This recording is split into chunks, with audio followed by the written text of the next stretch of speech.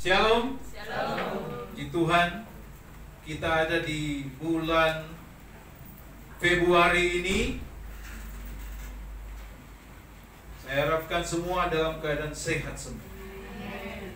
Hari-hari ini banyak hujan dan kita harus menjaga tubuh kita dengan sehat semua. Mari kita membuka Alkitab dalam 2 Raja-Raja 6 ayat 8 sampai 23. 2-3. Tindakan Elisa dalam peperangan melawan Aram. Raja Nabi sedang berperang melawan Israel. Ia berunding dengan pegawai-pegawainya. Lalu katanya, ke tempat ini dan itu haruslah kamu turun menghadap. Tetapi Aram menyuruh orang kepada Raja Israel mengatakan, Awas, jangan lewat dari tempat itu, sebab orang Aram sudah turun menghadap ke sana. Sebab itu Raja Israel menyuruh orang-orang ke tempat yang disebutkan Aram kepadanya. Demikianlah Elisa memperingatkan kepadanya supaya berawas-awas di sana, bukan sekali 2 kali saja. Lalu mengamuklah Aram tentang hal itu. maka dipanggilnyalah pegawai-pegawainya. Katanya kepada mereka, tidakkah dapat kamu memberitahukan kepadaku siapa dari kita memihak kepada Raja Israel? Tetapi berkata salah seorang pegawainya, tidak tuanku raja, melainkan Elisa, nabi Israel. Dialah yang memberitahukan kepada Raja Israel tentang perkataan yang diucapkan oleh tuanku di nama hidupmu. Berkatalah raja, pergilah melihat di mana dia, supaya kamu menyuruh orang menangkap dia. Lalu diberitahukanlah kepada dia, Dia ada di Dotan. maka dikirimlah ke sana besar kereta yang besar, sampailah mereka pada waktu malam, lalu mengepung kota itu. Ketika pelayanan bangun pagi-pagi dan keluar, maka tampaklah suatu tentara kuda dan kereta ada di sekeliling kota itu. Lalu berkatalah jaminan kepadanya, celaka tuanku, apa yang akan kita perbuat? Jawabnya, jangan takut, sebab lebih banyak yang mereka daripada yang menikahi mereka. Lalu berdoalah Elisa, ya Tuhan, bukalah kiranya matanya, supaya ia melihat. maka Tuhan membuka mata tuannya itu, sehingga ia melihat. Tampaklah gunung itu penuh dengan kuda dan kereta berapi sekeliling Elisa. Ketiga orang-orang Aram itu turun mendatangi. Berdoalah Elisa kepada Tuhan, butakanlah kiranya mata orang-orang ini. Maka dibutakanlah mata sesuai dengan doa Elisa. Kemudian berkatalah Elisa kepada mereka, bukan ini jalannya, bukan ini kotanya.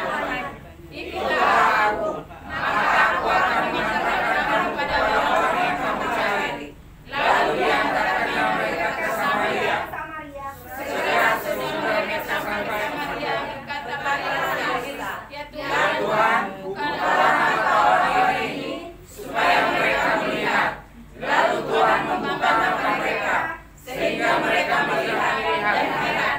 Mereka ada di tengah-tengah Samaria.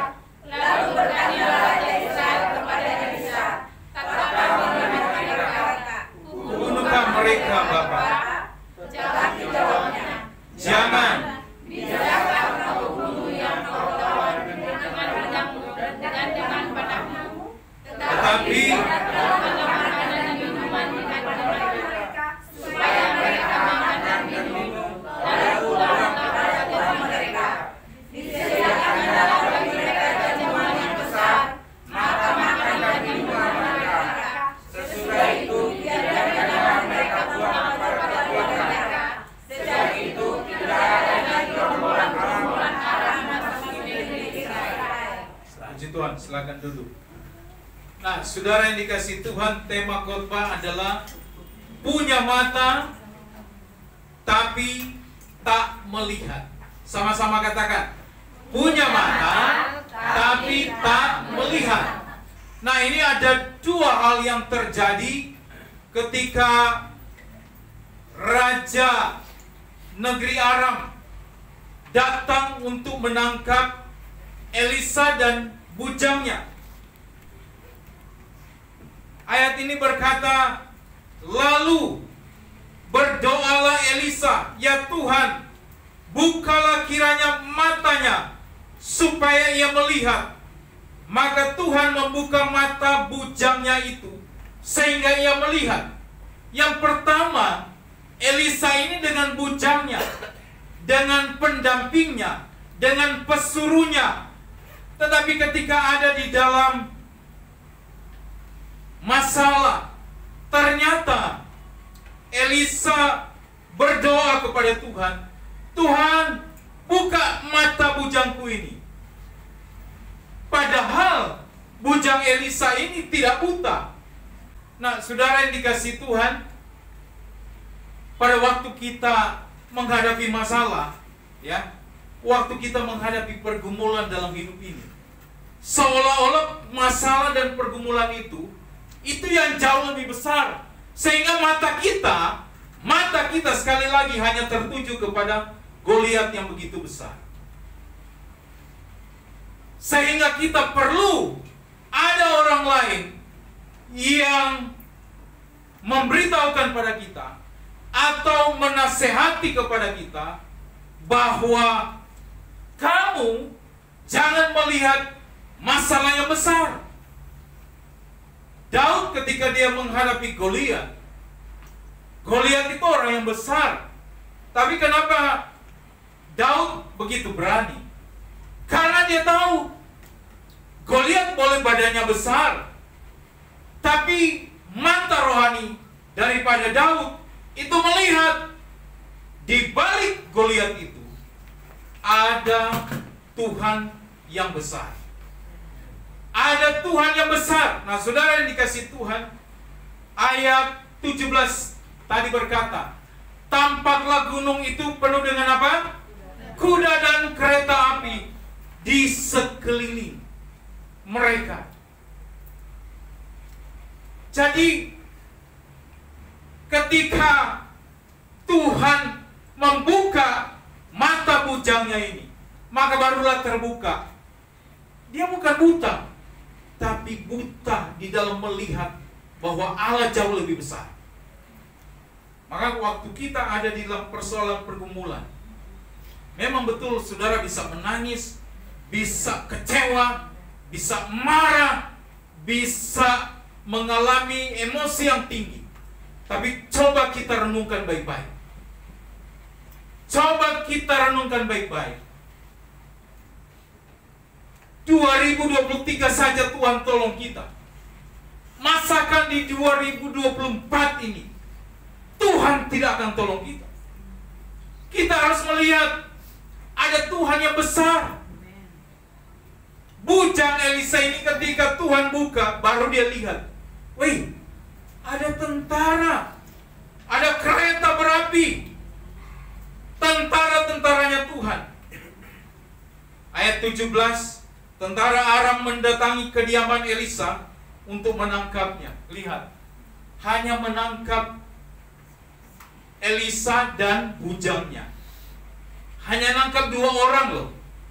Tapi Alkitab katakan tentara Aram mendatangi kediaman Elisa. Apa poin yang harus kita ambil? Lihat, orang yang percaya sama Tuhan, mereka tahu kekuatannya luar biasa. Maka mereka, tentara Aram, harus bergerak. Tangkap ini Elisa dengan bujang. Hanya mau nangkap 2 orang ini loh, saudara. Tapi lihatlah, jika kita berada bersama dengan Tuhan, waktu kita melihat ada musuh, ada tentara-tentara, tapi waktu Elisa berdoa, dia lihat, wih, ada kuda, ada tentara Allah. ada prajurit-prajurit Allah yang mengelilingi tentara Aram itu sendiri. Tentara Aram berpikir bahwa mereka pasti membunuh Elisa. Dan mereka mengelilingi Elisa dan bujang. Tapi mereka tidak tahu, mereka juga sudah dikelilingi oleh tentara-tentara Allah.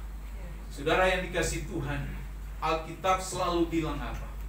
Orang boleh mereka-reka yang jahat buatmu, tapi Allah mereka-reka yang baik bagimu. Orang boleh bilang,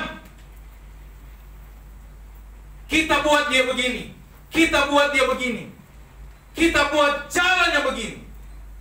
Tapi selama kita berdoa, percaya pada Allah, saudara mungkin lihat dengan jelas mana Tuhan, mana Tuhan. Tapi Tuhan berkata, tunggu, waktuku adalah waktu yang paling tepat. Jalanku bukanlah jalanmu. Tunggu, Tuhan, tapi ini sudah dikepung. Elisa berdoa, Tuhan, coba bukakan mata. Maka saudara, ketika kita ada di dalam kegelisahan, gundah gulana, ada dalam hal-hal yang tidak baik, kalau ada orang datang kasih tahu nasihat yang baik, mari kita berdoa. Ayo Bu, berdoa. Ayo ke gereja. Berarti itu sedang menguatkan kita.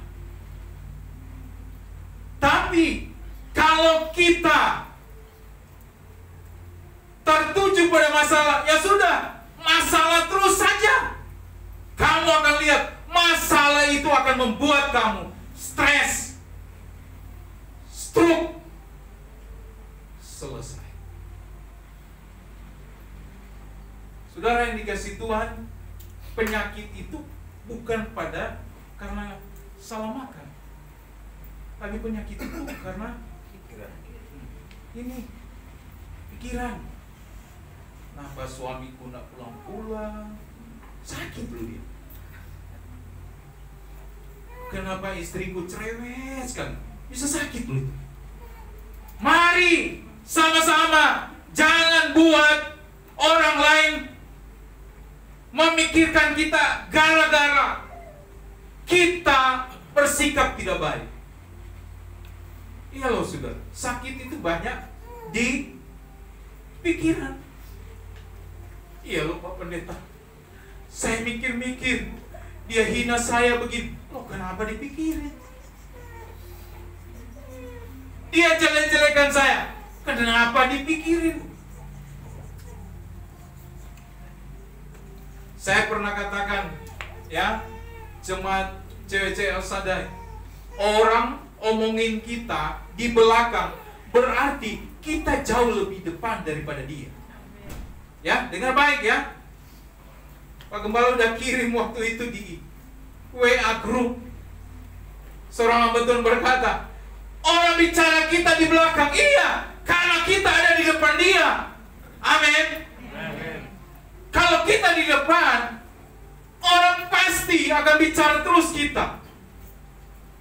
Saudara, kejelekanmu aja dia tertarik, apalagi kelebihanmu. Cara berpikir kita harus dibalik.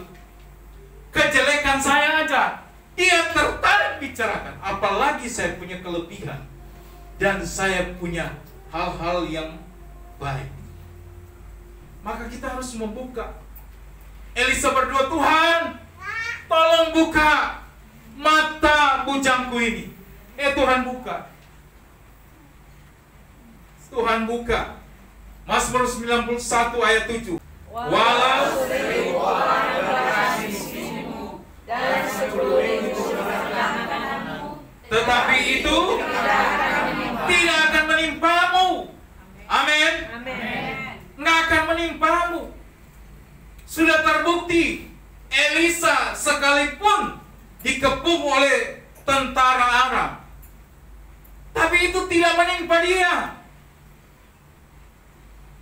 Luar biasa sekali, Elisa ini ada di dalam satu tekanan yang luar biasa. Tapi saudara perhatikan ya, kalau kita baca dari awal, Elisa itu tidur. Dia tidur sampai pagi. Yang bangun pagi itu adalah bujangnya. Terus Elisa tenang-tenang saja dia tidur. Tapi yang masalahnya adalah bujangnya. Lihat, orang yang dekat dengan Tuhan, dia menghadapi persoalan itu dengan tenang. Maka ketenangan itu penting. Hanya dekat Allah saja aku tenang. Tapi malaikat bilang, ada masalah sedikit aja kamu udah gak tenang. Katanya tenang. Ya tenang. Udah mau jatuh tempo ini, bayar rumah, bayar mobil, bayar SPP anak, bayar uang kuliah. Katanya tenang. Ya tenang. Kenapa? Karena dengan orang yang tenang, dia akan melihat Tuhan bekerja. Tenang di sini bukan berarti kita nggak melakukan apa-apa. Bukan, saudara. Tenang, tetap kita melakukan aktivitas. Bukan kita tenang, doa saja. Tidak. Beraktivitas. Mungkin pada waktu saudara jalan, di satu nggak dapat, kedua nggak dapat, nihil. Tuhan berkata, bukan di 1 sampai 4, tapi ada yang kelima. Kadangkala itulah yang harus kita lihat. Elisa, dia dikepung tentara Aram yang begitu banyak. Jumlahnya begitu banyak, dengan kuda dan kereta. Di ayat 15 mereka udah datang. Ayo kita kepung, kita tangkap Elisa itu, kita bunuh dia. Tapi apa yang terjadi, sudah?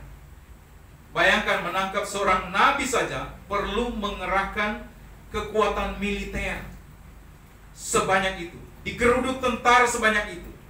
Jelas membuat pelayan Elisa itu, pelayannya loh, bukan Elisa, menjadi takut. Nah, sekarang kita mau lihat, kita mau jadi Elisa atau mau menjadi bujangnya Elisa. Ketika ada masalah, menjadi seorang yang penakut. Ada masalah, harus kita berani selesaikan. Saya salah, saya salah. Gentleman, orang bilang.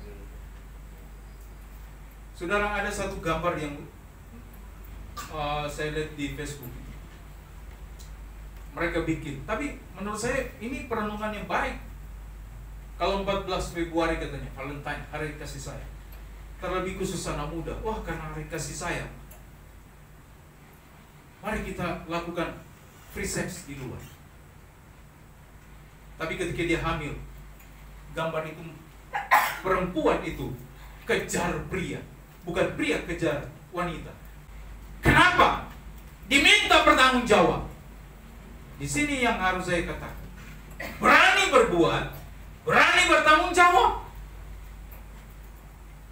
Apakah kita benar-benar saja? Enggak. Saya juga punya kesalahan, punya sikap yang tidak baik. Tapi kalau saya berkata, ya mungkin saya salah, saya harus berani katakan.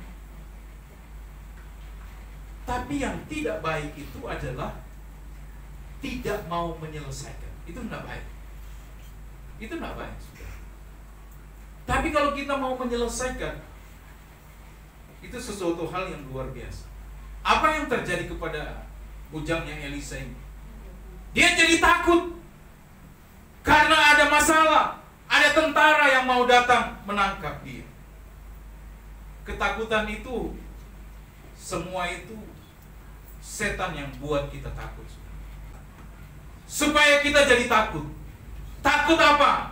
Takut kita mau melangkah, takut kita mau berjalan, takut. Yang ada takut terus. Menjadi takut. Sehingga kita mau keluar rumah aja jadi takut. Ketakutan Semua orang pernah mengalami. Tapi jangan ketakutan itu menguasai kita. Ketakutan tidak boleh menguasai kita. Dengan baik ya. Sama beberapa orang, saya suka tanya, kenapa sudah nak belajar motor lagi? Sudah pernah jatuh sekali, masuk got, dan lihat apa? Itu membuat trauma. Karena trauma, ketakutan, maka akhirnya dia berkata, mending nggak usah. Akhirnya jadi takut, jadi nggak bisa. Tapi orang yang senantiasa mencoba terus, gagal, dia bangkit lagi, maka dia akan melihat suatu proses keberhasilan itu akan terjadi. Jadi jangan ketika kita ada dalam ketakutan, kita takut untuk melangkah. 2, 3. Sebab Allah melainkan apa? Tuhan tidak memberikan pada kita roh ketakutan. Oleh sebab itu, jangan ketika kita lewat kuburan, nanti dari balik tanah dia bilang, silakan. Lari lo. Kebirit-birit. Ya? Ada yang masih begitu? Pernah kamu? Misi. Nanti kalian jawab. Enggak. Wah, tambah lari kita kan? Betul ya? Lari kita. Tapi di sanalah iblis ini pintar sekali. Tapi kalau kita sebagai orang yang percaya sama Tuhan, Allah memberikan kepada kita bukan roh ketakutan, melainkan roh yang membangkitkan kekuatan. Artinya apa? Pada saat engkau takut, maka roh Tuhan akan memberikan engkau kekuatan. Waktu saya lemah, Alkitab katakan, di sanalah kuasamu menjadi sempurna. Waktu saya sedang lemah sakit, maka di sanalah mujizat Tuhan dinyatakan.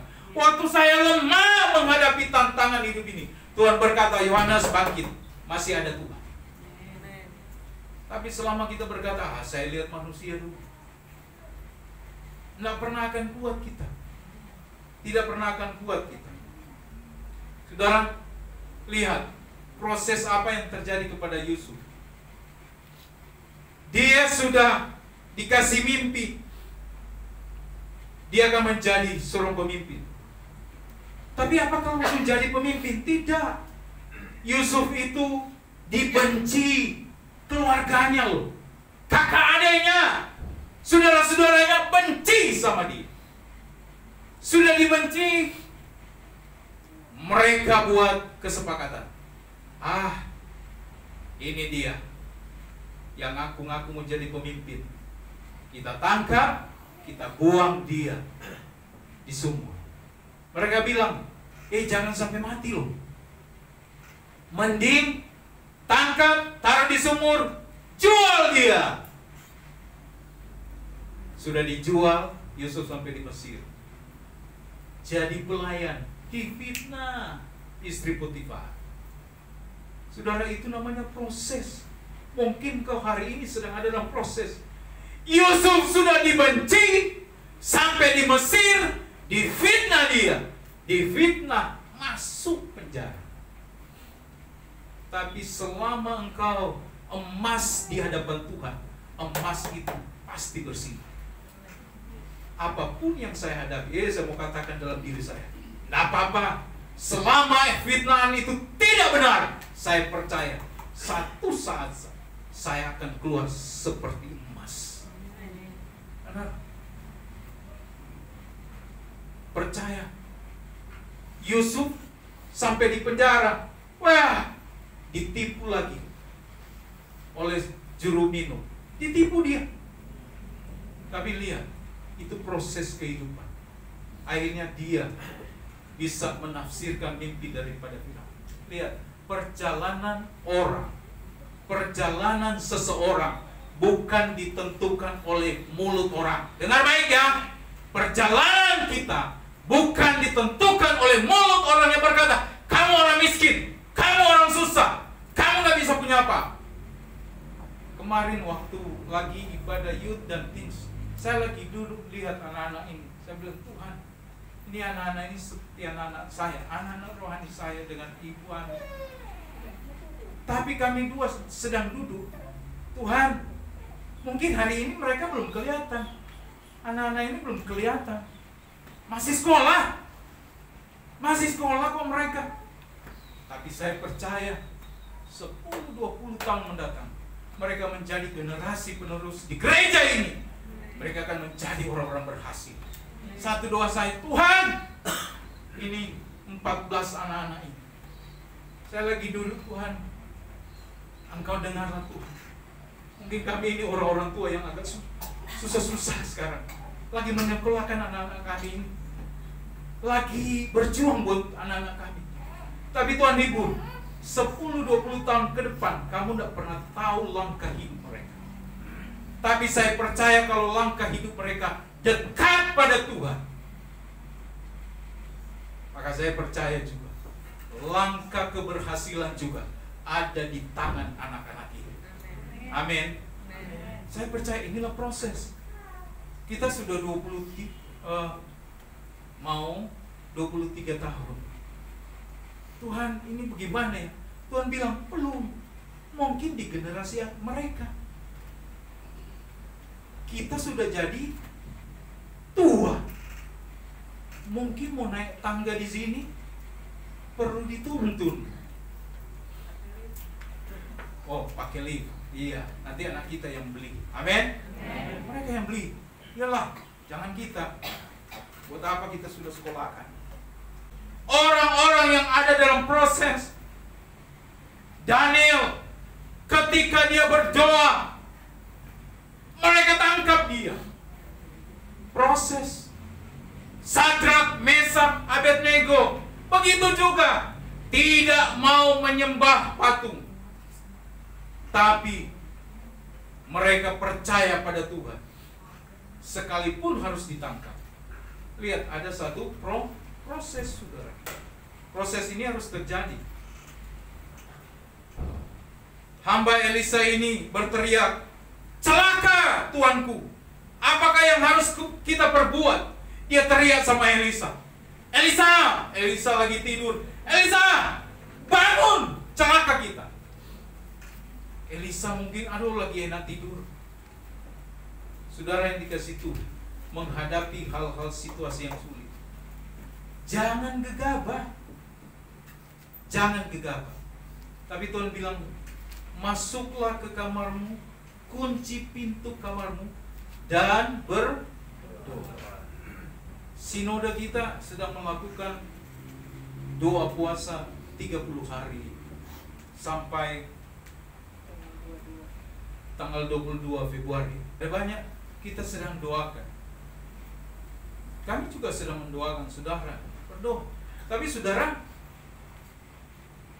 jemaat juga tidak akan terjadi pertolongan Tuhan kalau kalian juga tidak pernah berdoa. Kalau cuma kami yang doa puasa, kalian enak-enak kita berdoa, Tuhan kasih mereka keturunan, tapi mereka tidak jaga kesehatan, tidak pernah berdoa, tidak terjadi mujizat.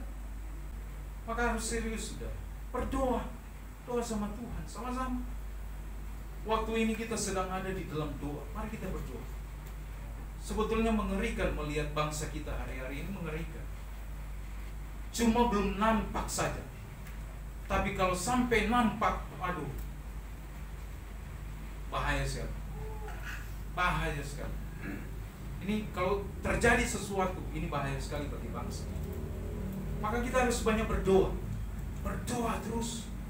Berdoa agar jangan kita mengalami hal-hal yang tidak baik.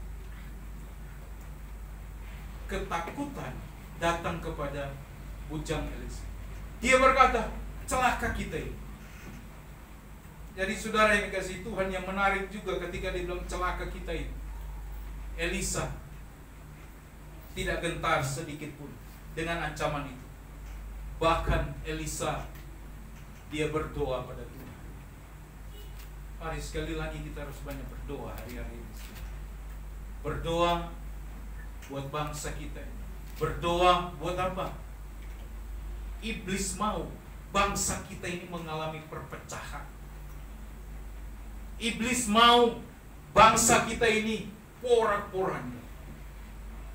Iblis mau supaya bangsa ini satu dengan yang lainnya, saling bermusuhan.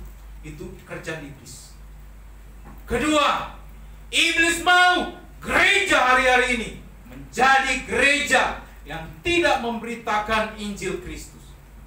Iblis mau supaya gereja hancur. Gereja tidak lagi membicarakan tentang keselamatan di dalam Yesus. Gereja tidak lagi menginjili.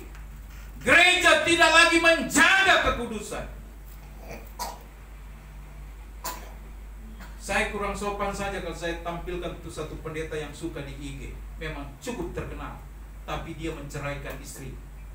Menurut saya, perbuatan dan perkataan itu harus sejalan. Tidak hanya perkataan saja. Itu omong kosong. Itu iblis mau gereja tidak menerima pengajaran yang sesungguhnya. Itu iblis mau supaya gereja tidak tajam lagi, tidak lagi mau membagi kasih Tuhan kepada yang lain. Dan yang ketiga, iblis sedang bekerja luar biasa lewat bangsa dia ingin hancur, lewat gereja. Yang ketiga, lewat rumah tangga dia ingin menghancurkan itu. Maka hati-hati,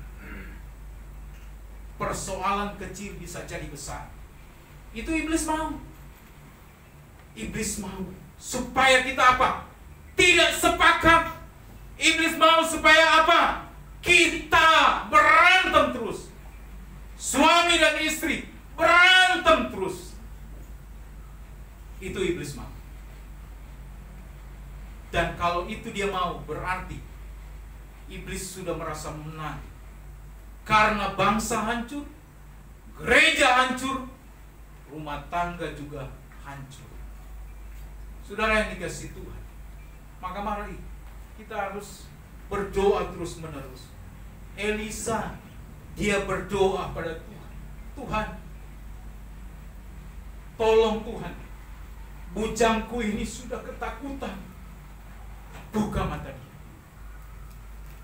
Maka saya berdoa saudara, di tengah-tengah kekuatan setan yang sedang menghancurkan saudara, iblis yang sedang menggoyahkan saudara, saya berdoa supaya mata rohani saudara bisa melihat. Aku punya Tuhan yang besar. Aku punya Tuhan yang besar. Katakan dalam dirimu, aku punya Tuhan yang besar. Kalau aku punya Tuhan yang besar, apa yang saya harus takut? Apa yang saya harus cemas? Anak-anakku kuserahkan sama Tuhan. Pelayananku kuserahkan sama Tuhan. Pekerjaan saudara serahkan sama Tuhan. Usaha saudara serahkan sama Tuhan. Karena engkau punya Tuhan yang besar.